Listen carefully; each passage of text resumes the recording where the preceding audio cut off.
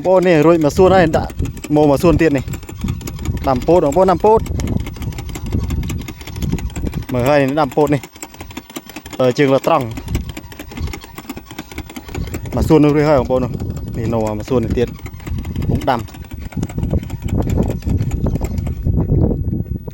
nè anh nè chính ca mà bố nè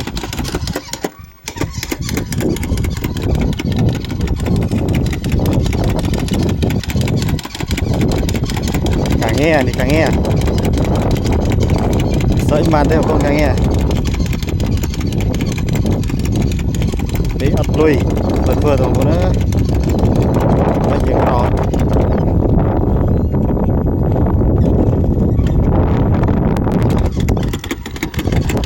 mà xem đi theo một làm cái này